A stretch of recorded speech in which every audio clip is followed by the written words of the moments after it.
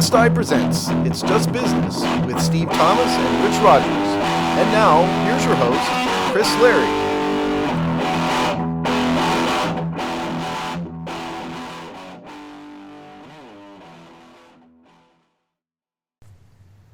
Hello and welcome to the Virgin Voyage of the Hogstye Network presents It's Just Business, a podcast where we sit around and discuss the dollars and the cents, the media, the business world around the sports that we love and cherish with a specific look on the NFL and a DMV focus, but the world is our platform. So joining me today, we have Steve Thomas. Welcome, Steve. Oh, thanks very much. I'm glad to be here, Chris. This is something we've wanted to do for a while.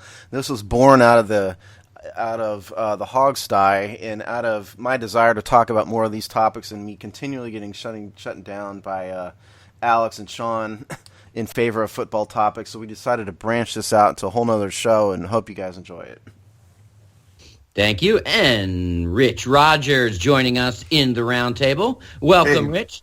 Hey guys, how you doing? I appreciate it and looking forward to talking about the business side. And there's a lot of business to talk about, so let's get at it. All right. So we'll be doing this probably about every couple weeks, every 2 weeks. We'll stay on schedule, be part of the Hogstye Network Presents Podcast Empire. And so let's. Empire. That's right. Growing every day like Hannibal on its elephants. All right. So let's kick it off. Let's kick it off by kicking one of our favorite teams and quarterbacks to kick, and that is the New York Giants and Eli Manning, who seems to have himself embroiled in quite a scandal involving the game-worn helmets and the memorabilia industry. Yeah. Steve, you want to give us a little bit of an overview of what's what? Yeah, and honestly, I didn't know this was going on. I'm embarrassed to say I didn't know this was going on until a week or so ago. Now, but what's happened here is this goes back to the mid-2000s, the 2004, 5, and 6. There's a lawsuit on file. It was filed in 2014 by a guy who was a memorabilia collector himself named Eric Inselberg and his company Inselberg Interactive. And the essence of this is that Eric was a huge Giants fan. He was a memorabilia collector. He worked his way in with the Giants equipment managers, and then he got to know the contract dry cleaners that the Giants used, and he got to know the guys that actually do the tailoring on the game-worn jerseys for the Giants. And so what he was doing was he was convincing the Giants equipment guys to sell him game-worn jerseys, game-worn helmets, and he was going to go get them with the permission of the equipment guys. He was going to go get them from the dry cleaners, and he would replace those jerseys with a new tailored jersey that he was buying from the tailor provider. And so it wasn't a scam so much as it was just a business arrangement. So he has a lot of these jerseys, and he developed a bunch of marketing strategy, in-stadium marketing strategies for the Giants, and he got to know the Giants front office, and he has a bunch of patents with regard to in-stadium fan experience things. And so the problem came about a couple years later that the Giants equipment guys were making up fake game-worn jerseys and helmets. Because this Inselberg guy basically had them all. And so when they needed to give out a fake a game-worn jersey, the Giants equipment guys they would cut it up, they would put grass stains on it, they would beat it up, and then they would pass it off as another game-worn jersey. Now, where Eli Manning comes into this is Eli Manning was a client of Steiner Sports, which is a well-known memorabilia company, and he had an obligation to provide helmets and jerseys to Steiner, and of course, there weren't any because Eric Inselberg had them all, or at least most of them. So what happened last week was that an email came out in Discovery that said, in which Eli instructed the equipment managers to, quote, just make one up, which, of course, they had been allegedly doing all this time anyway. Now, this Inselberg guy ended up getting indicted by the U.S. Attorney's Office, and the indictment was dismissed. And so his complaint against the Giants and against Steiner Sports and Eli Manning is a whole bunch of things. We won't need to go into too much of it, but it's racketeering, fraud, breach of contract, tortious interference, a bunch of different negligence allegations, intentional infliction of emotional distress. It goes on and on and on. It's a 100-page complaint. But the big, huge news was the allegation that Eli is in the middle of this, and Eli personally knew that Steiner Sports was being provided fake equipment, by his explicit direction, and of course the Giants equipment guys blame Eric Inselberg. Inselberg blames the Giants. It's a huge mess. But it is a very interesting complaint that tarnishes the Manning name for sure. And the email came out. I mean, it's it looks bad, and it's hard to read one piece of evidence and take it in full context, but it really makes Eli look bad. So that's it in kind of in a very brief nutshell. What do you guys think? Well, I've been a New Yorker since my early adulthood, so one, it's just We'll fight about that one other day. Maybe we should do city. Maybe next time the tournament rolls around, we can do like a city bracket battle. But nothing makes this is such a New York story. One, you can just imagine the amount of Eli New York Post back pages we'll get, and I've already started to get, so that's fun. But just listening to you, Steve, read through the legal part. I mean, does that not sound like a something out of the Goodfellas or something? Oh, I'm surprised it wasn't a Sopranos story. Yeah, absolutely. So it's such a great New York story. I think the interesting sort of my hot take on it is sort of course, right? Like this, I would be surprised if this kind of stuff wasn't happening, especially in New York, but in every equipment room, college and pro sports to some degree, just because it's so easy to be on the take and there's such a huge market and there's so little way to really validate this. And so when the demand is this high, black markets and end-around schemes will prop up. It's interesting. As I was reading the article, anytime Mara is getting some kind of adversity, I'm all for it. He's a defendant in the law. He's a personal defendant in the lawsuit, by the way. Yeah. So I still want my $36 million back. So whatever he gets, I want him to suffer. It's interesting that Governor Chris Christie came down so hard on him. I thought that his words were pretty harsh. And what did Governor Christie say? So, Chris Christie, was like, there's a lie, there's a fraud, and Peyton Manning wouldn't do this. So he played the brother card. Chris Christie, he's got his own.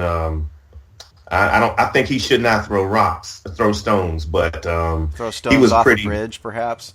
Yeah, absolutely. He was very critical. But the other thing is, I don't understand what the rationale would be to do this. They've got plenty of jerseys. I don't know what the rationale would be to hoard them and not come correct with this, but I don't know. Maybe we'll see. The complaint by Inselberg answers that, and the answer is that Inselberg says he has them all.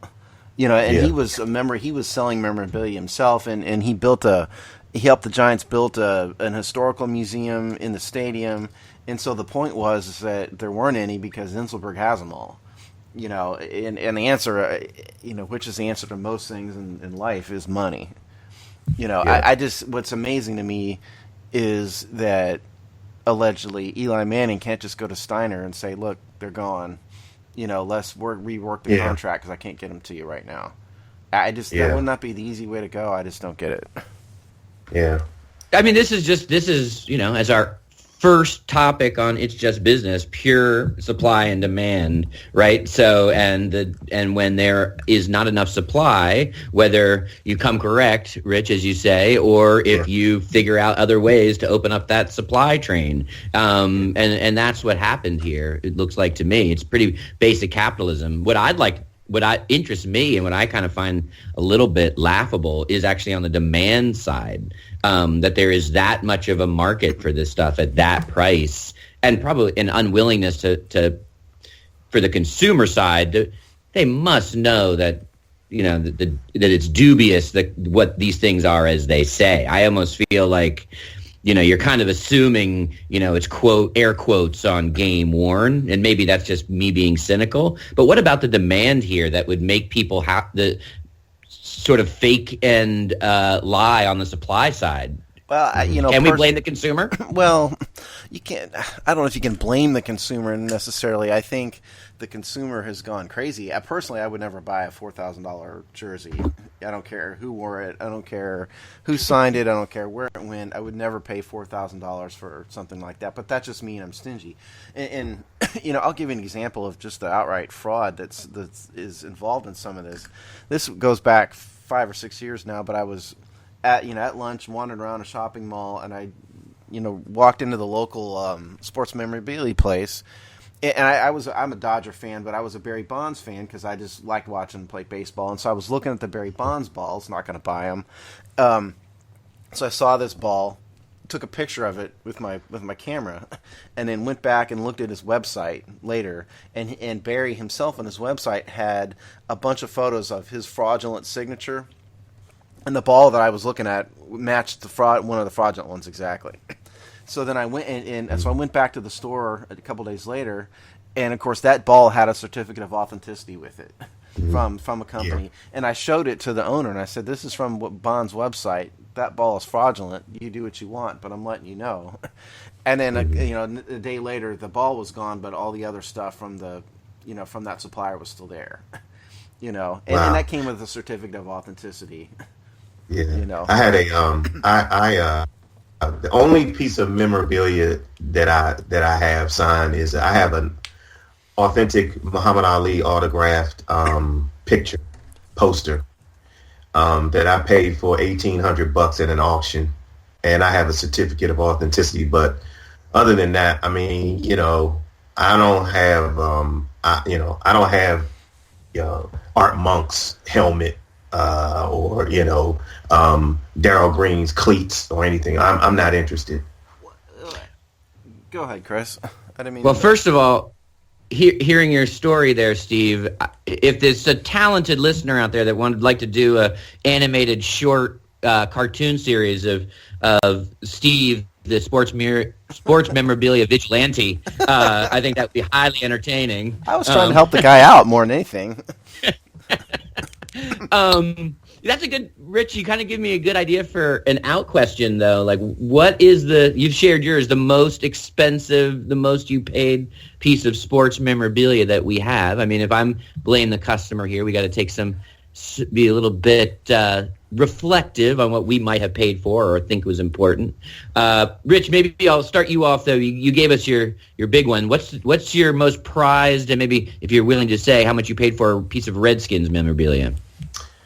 Well, I guess you could say an RG3 jersey now is a piece of Redskins memorabilia.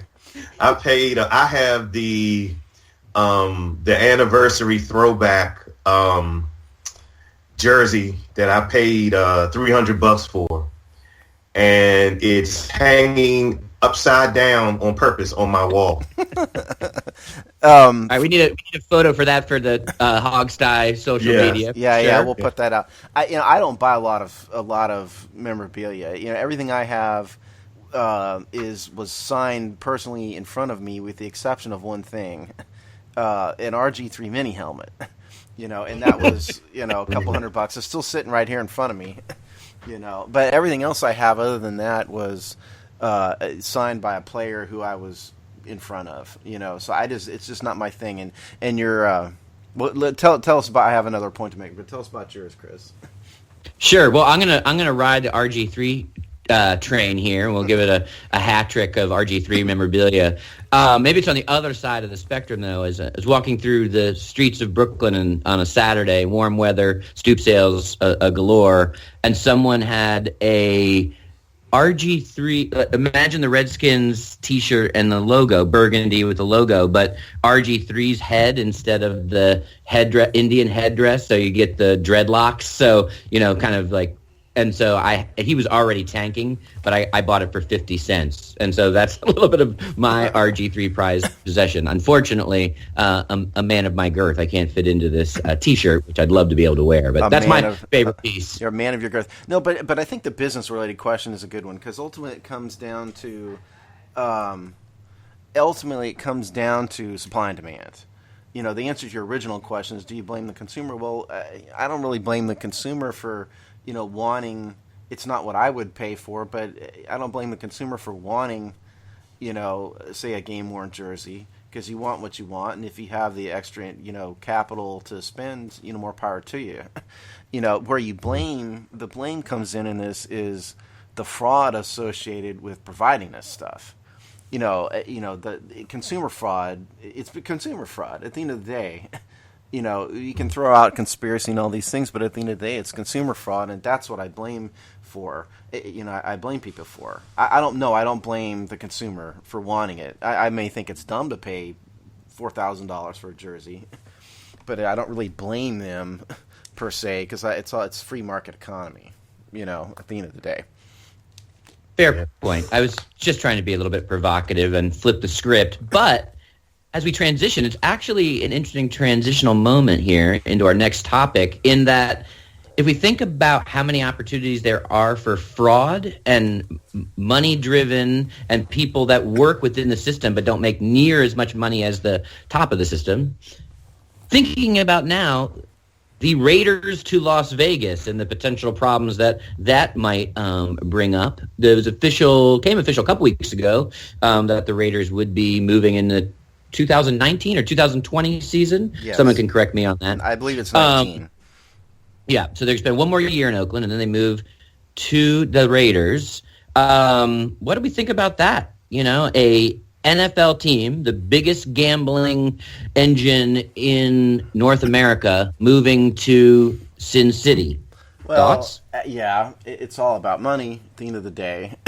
The reason why they're moving is that the Raiders could not con the city of Oakland out of enough public funds to make the deal for the new stadium in Oakland as financially viable and profitable as they wanted.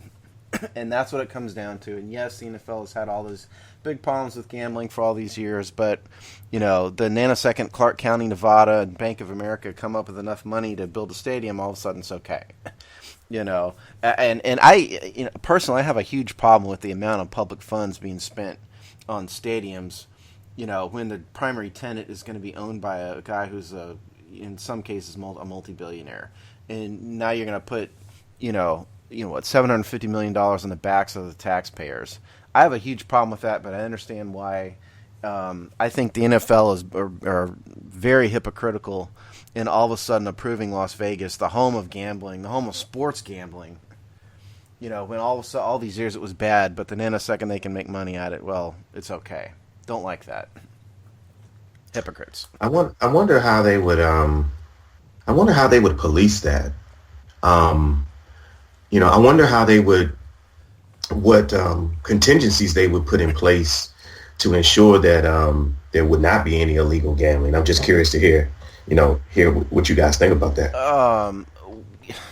Well, I mean, the problem is that at individual level, to a certain extent, because you're going to have players with a lot of excess income, and who are going to probably live in some of these downtown condos, and so they're going to be within walking distance of sports gambling and poker and all manner of vices that you could find. It's going to be up to the individual teams to police this stuff. NFL security is a massive operation. I have at times questioned their effectiveness given some of the scandals that have come out. Because they seem to have done a bad job in some things. See Brady, Tom, for example. It's going to be up to the Raiders, and the other problem is going to be the visiting teams that come into Vegas. I mean, what are you going to do? Have a curfew, and are you going to have security stationed outside everybody's rooms all night long? How are you going to stop them from going down to the casino and gambling all night long? I think it's just fraught with danger. So there's obvious issues with the players and maybe even fans, right? So the individuals in and around that culture and that level of temptation, et cetera, et cetera. And, I think this the NFL does an okay job at least policing its players from a sort of disciplinary standpoint. So, but what I worry about is actually, the system of cheating and gaming the system is usually, at least for a while, a step ahead of honesty and trust in the system. Sometimes they get theirs, yes, but pro and college sports over the last 100 years is riddled with organized crime, buying refs, buying players, Chicago we can Black click Sox. through the history books. Exactly. From then on, there's all kinds, college basketball. So I'm worried about, and you have a lot of, these things are multi-billion dollar industries, but a lot of people that don't necessarily see those funds, but this is a way to see and access to those funds. And I just think, I find it hard to believe that over years and decades in that environment, there will not be a organized crime-based systemic scandal around fixing games in that environment. I find that very hard to believe, and I think history is my friend in backing that up. Yeah, I think so. And I think that people need to understand that when we say the mob is involved in Vegas, this isn't just, sensationalism, and it's not a TV show. And, it is an historical fact that Las Vegas was founded by gangsters. And I'm not accusing, Mr. Wynn of being a gangster. Don't misunderstand me. I'm sure he's not. But the mob is involved in Vegas, and there are, in a lot of the activities that go on in Las Vegas are illegal racketeering and all sorts of things. And I think your point is valid. And, how hard is it going to be for one of these shady characters, shady organizations to get to, the backup left tackle for the Raiders? I don't know who that is right now. I'm not accusing that individual of anything in particular, but, you take a guy who's making, league minimum, say he's making $615,000, but, he can make a lot more if he just does his best to, somehow sway a game in a manner that benefits the illegal actor. And also scouts, trainers, coaches, refs. Yep. I mean, like, the ecosystem of that is way larger than just players. I mean, what if you're a rookie, just drafted, 21, 22 years old, going into that? I think that's what would scare me. I think this is a classic case of the NFL justifying something that's unjustifiable simply because they know there's money to be made. It was bad for years, and the NFL wanted nothing to do with Vegas. Just this past week, did you guys see this story about the arm wrestlers? Yes. Yeah, for the benefit of the listening public here, there were, I don't know, maybe 15 NFL players or so that entered an arm wrestling contest. The contest was to be held inside a Las Vegas casino, and the NFL came out like a day before the event and said any player that participates in this event is going to be fined because they did not seek prior permission, and the reason is that the event is held inside a casino. And Tony Romo was going to hold a fantasy football event a couple years ago, and it was in the casino, and so the NFL made him cancel it. It's very self-righteous for the NFL to crack down on those sort of things and yet applaud the placement of a team in Las Vegas with money funded by a guy, with the stadium being built, the original investor in the stadium was a guy who's a casino guy, and then all of a sudden that's fine because now the owners can make money. It's just very, very hypocritical to me. Wasn't there whispers of... I'm sorry, go ahead, Chris. No, go ahead. Weren't there whispers back in 91 of the UNLV running Rebels? Yes. With the Duke, and not the 90 team, but the 91 team. Yes. Well, there was there was a point shaving scandal, with that yeah. game, if I recall. Yeah. Yeah. That's your point, Chris. I mean, I think it would be harder to shave points in football. Probably, but the refs, the NFL, the NBA had a referee scandal several years ago, 10 years ago now. Who's to say that, a key holding call couldn't be had, at the inopportune moment, for example, pass interference call, something like that. Yeah. And that's all the way up to fixing games, but also the mob also just wants inside tips, right? Because that helps them set lines, that helps them game the overall system of how they're taking bets. Like think about how secretive NFL teams are. They're that for a reason, because especially in the game of football, there can be really small margins of what can sway a game, and especially when you're saying, is it a 3-point, is it a 5-point, is a half a point slide, and in the world of big time football gambling, in terms of the bookmakers, their livelihood rests on getting the point spread right. So is a quarterback more hurt than they're giving? That kind of information is also very valuable. It's not just about ensuring the outcome of a game. Well, here's the other thing that, and this is a slightly different take on this. I've wondered about the business plan for the team in Clark County, Nevada. Assume the stadiums, the minimum, the NFL requires the stadium to at least have 65,000 seats, okay? So that's just the NFL rule. So if you assume the stadium is going to be 65 to 70,000 seats, where's the customer base? Somebody help me out. Where's the customer base going to come from out of the citizens of Las Vegas? Las Vegas is what, 1.5 million, I think, in Clark County at most. And I'll check that before the end of the show, but I think that's the ballpark. There's a lot of transients there. There's a lot of people who are lower income folks who work for the casino industry but can't afford NFL season tickets. Where is the customer base going to be? Is their business plan really and truly to attract out-of-towners to come in for the weekend and go see a football game? Like if Chris, Larry, and if Chris, Rich, and Steve wanted to go see a Redskins game, Las Vegas might be a pretty good place for us to go take a guys' weekend and go see a game, right? Yeah. But where is the season ticket base going to come from? Can they really support a team in Las Vegas? That's been my question. Yeah, I mean, I could see the stadium being filled with a small number of Nevada or Clark County residents, and then I could also see a ton of tickets being comped, at the Wynn and at the Cosmopolitan and at the at the Bellagio. So I think that's I agree. I don't see where the fan base is going, where the fan base is going to come from. The other thing I wanted to say really quickly though is, and I assume he'll be the coach in 2 years. I think Jack Del Rio is probably a good fit. I mean, he'd probably fit right in there with that. So I think they've got the right coach. And not from an X's and O's standpoint, but just from a personality standpoint. Isn't Jack Del Rio the guy who got in trouble for flipping Super Bowl tickets, comped Super Bowl tickets a few years ago? Am I remembering that wrong? Anybody remember? Was that when he? No, that was wasn't that Mike Tice with the Vikings? Oh yeah, it was the Mike coach. Tice, yeah, you're right. Sorry, Mr. Del Rio. Forget that. Yeah. Hey, by the way, the population of Las Vegas is 620,000. The population of Clark County as a whole is 2 million, which for an NFL market is tiny. So that is teeny.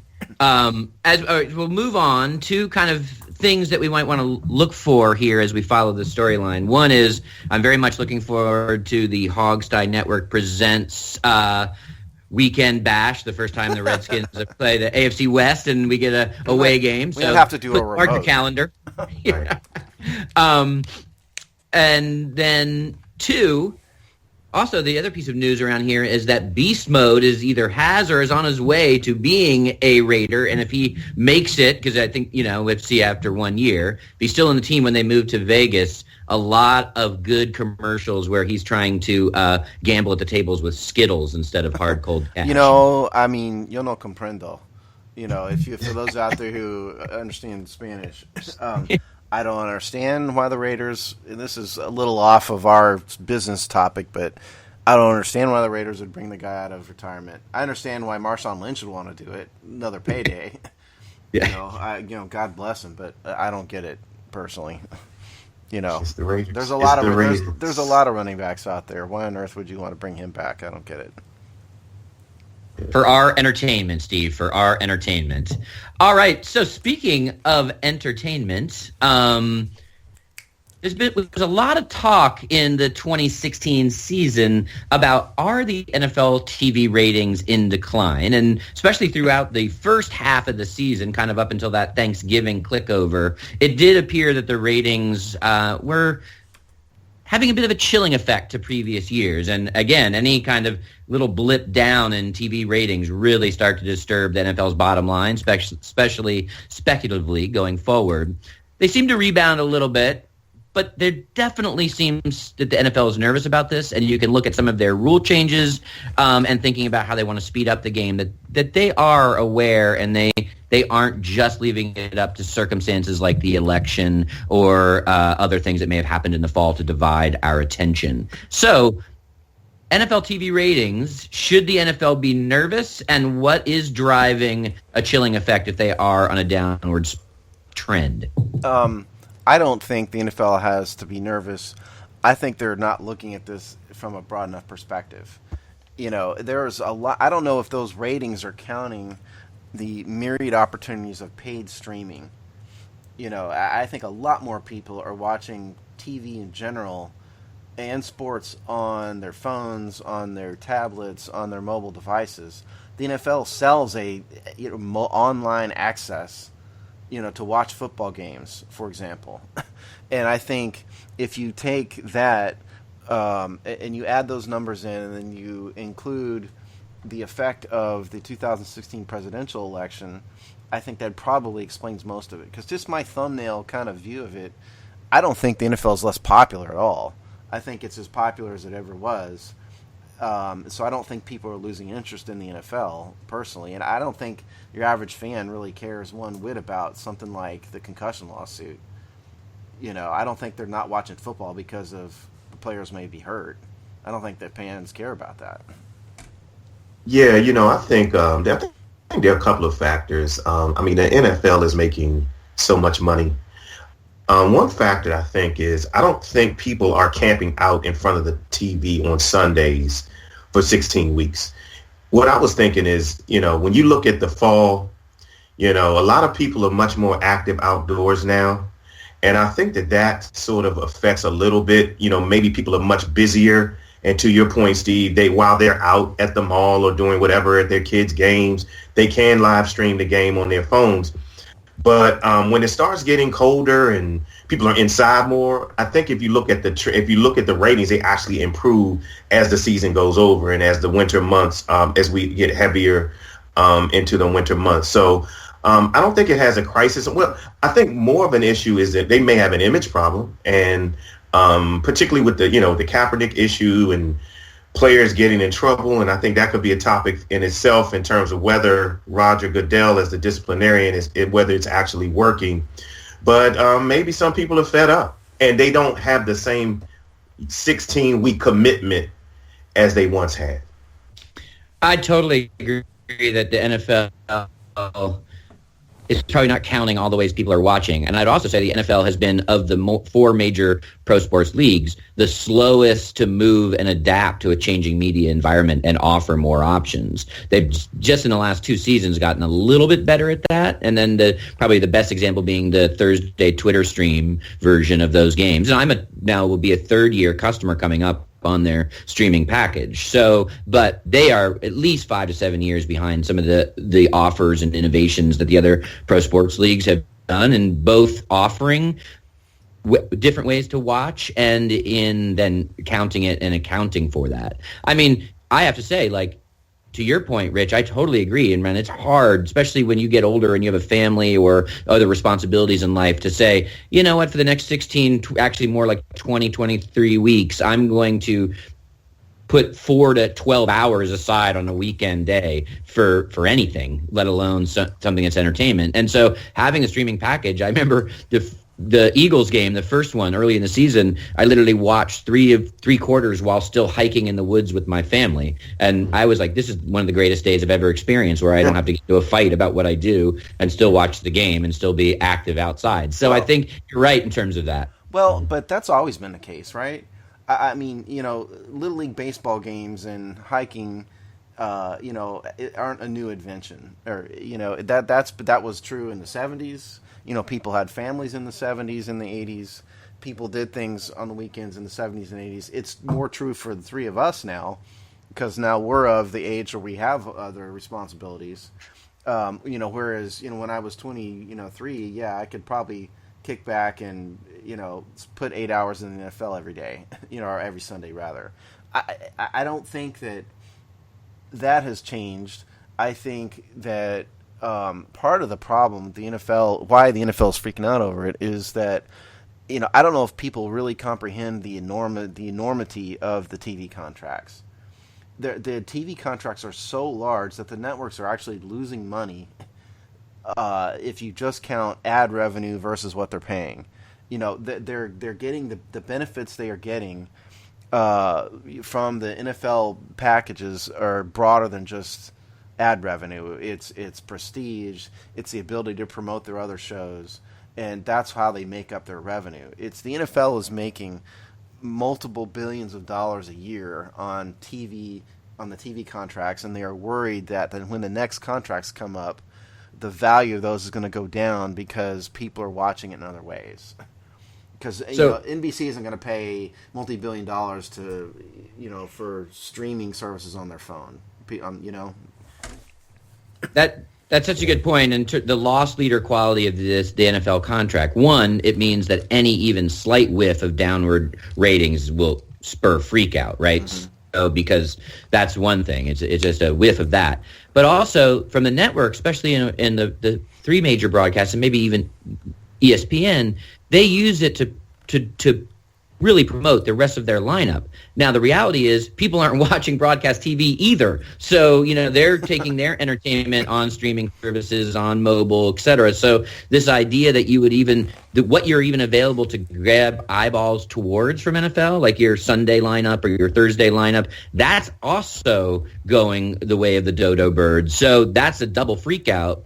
Why you see someone like CBS not only create the over-the-box option in their CBS Access, but actually program shows that are only available there so that they can actually set up a world where you could still imagine, promoting those shows on NFL Sunday, but you're getting people to buy into a longer tail of your entertainment options. Yeah, I mean, there's a show, the follow-on to the CBS's show, The Good Wife, is available only on that CBS Online Access, for example. Yeah, so it's so many moving parts in the media ecosystem here that it's really fascinating to see. It's like one of those with a butterfly in Tibet and creates a tsunami in California type of deal where there's so many factors.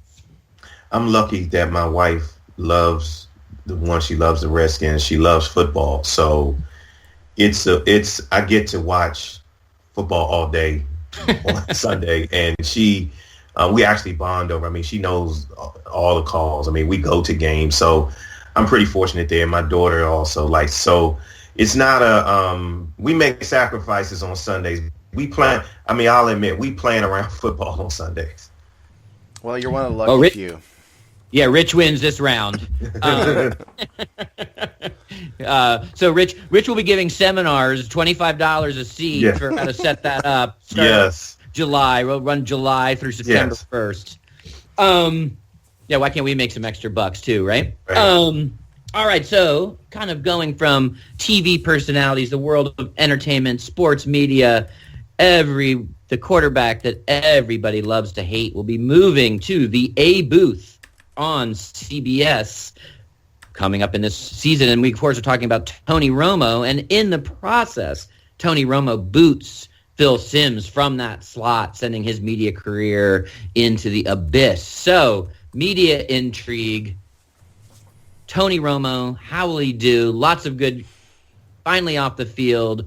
First, let's start off with Tony Romo. On a scale of suckitude, 1 being, not horrible suckitude, to 5 being unlistenable, I am muting the TV.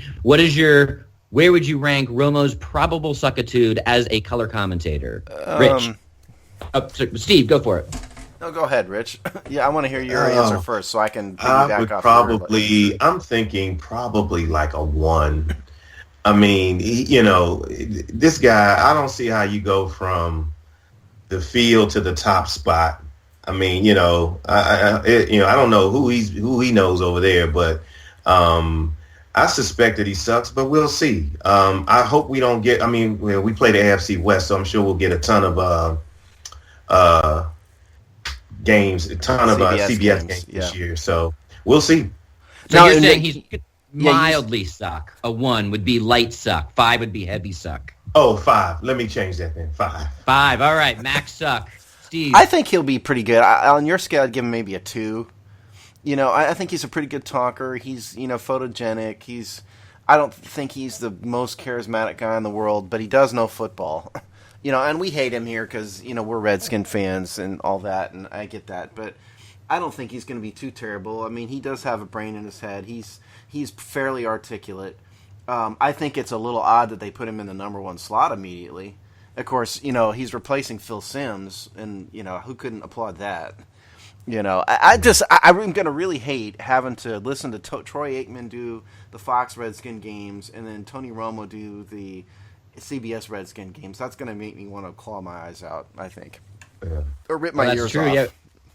Cowboy quarterbacks across the board. So that actually makes I'm going to do, what's my number? I'm going to go down the middle of the road and say a 3. I think I agree with Steve to the point where, any of these kind of knucklehead talk, we give such a low bar to these kind of sports guy, knucklehead color commentators. The reality is that to do it well takes a long time. Yeah. And so he'll get the benefit of the doubt for a while.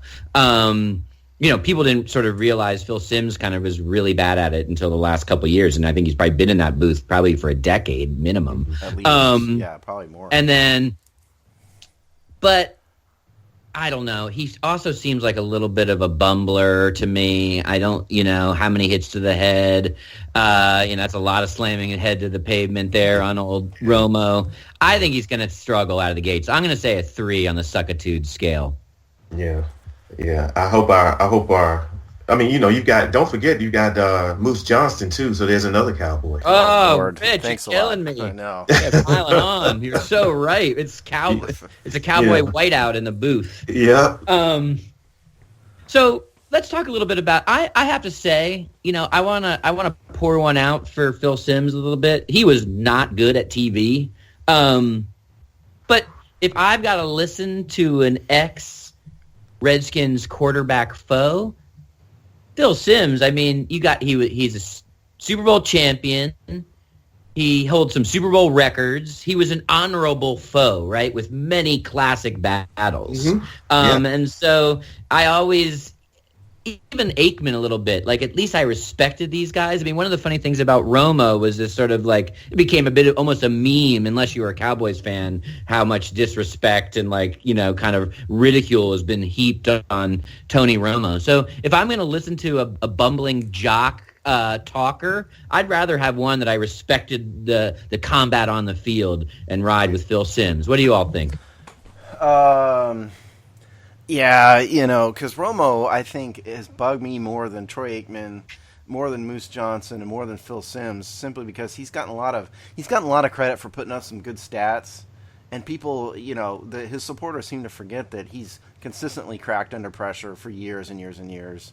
He's never really won. He won one playoff game, I think. Somebody correct me if I'm wrong, but I think it's one, maybe 2 at the most over all these 2 and 4, I think his record is. Yeah, and so he's not been very good in big moments, and yet all of a sudden he's this great classic Cowboy quarterback. So he just personally bugs me much more because, Moose Johnson, hated him. He was legit. Phil Simms, worthy foe, like you said, he was legit. Troy Aikman, didn't like him because of the colors of his jersey, but he was a Super Bowl winning quarterback. He was legit. Romo, not legit to me. Yeah, I think Phil Simms, I don't have anything. I just didn't like his voice. His voice was just irritating. Moose Johnston and Troy Aikman and Joe Buck are just insufferable. But Moose Johnson I could tolerate. Actually, and I know we'll talk about this a little bit later. And you talked, Chris, about respecting ex-jocks you respect. I actually like Collinsworth. I think he's come a long way. So he's the that team is the one that I generally like. I personally think they need a little more diversity in the booth. All these the lead anchors, except with the exception of like Mike Tirico, are all white, old white guys. And I don't care. I'm just going to listen to who's good. But if they were smart, they'd start to. I think they need to diversify their lead teams a little bit, just for the sake of, inclusion. Recently they had an article. Go ahead. They had an article, and I want to look it up. I think this was very interesting. We hear about the guys that actually make it to the booth and make it on camera, but there was an article that talks about the sheer volume of ex-NFL players that actually try out and don't make it. We hear about the ones that do, but we don't hear about the ones who don't, and it's a slew of ex-NFL players who don't make the cut. Well, there's actually a program that the NFL has that trains them on how to be. They do this in the off season, and you're right. I mean, you take a guy like Santana Moss. Santana Moss is doing Washington Valor games, and we're covering the Valor games on the Hawks side now. But Santana, we love him, Redskin hero, all that, but he's not exactly the most articulate guy in the world. And a guy like that, he just couldn't be on network TV, in spite of the fact that he obviously has the knowledge in his head. He's just not going to be articulate enough to present well on camera, Yeah. Although I would listen to Fred Smoot in the booth, I have to admit. Yeah. I don't think anybody who's not from the South could understand him, though, with his Southern drawl. That's his problem.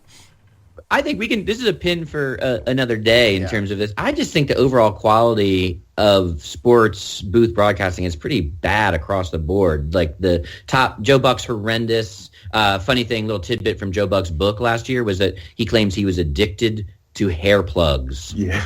Are you kidding me? Nope. He was crying about being addicted to hair plugs. How is that even possible? How do you psychologically get addicted to hair plugs? I mean, good loser. So I think it'd be fun to talk about this because I think there is any sport, maybe this is don't answer, but kind of let audience, and maybe we'll throw this up on the Twitter poll or something like, name one that pops in your mind in any sport that you love to listen to. You could probably get one, but it doesn't jump to the top of your lips very easily. I think in general, we got a lot of boring people, a lot of boring combos, Barkley. And just get away.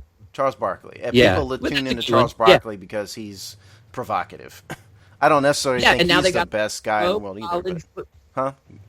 They have him on two sports because of what you're saying, and sometimes he shows up on NFL stuff. So it's like there's maybe one guy, and now they're stretching him across three. And he doesn't know what he's talking about whatsoever with football either, but he's just provocative and he's fun, and so that's why they put him on there. UB Brown. Yeah.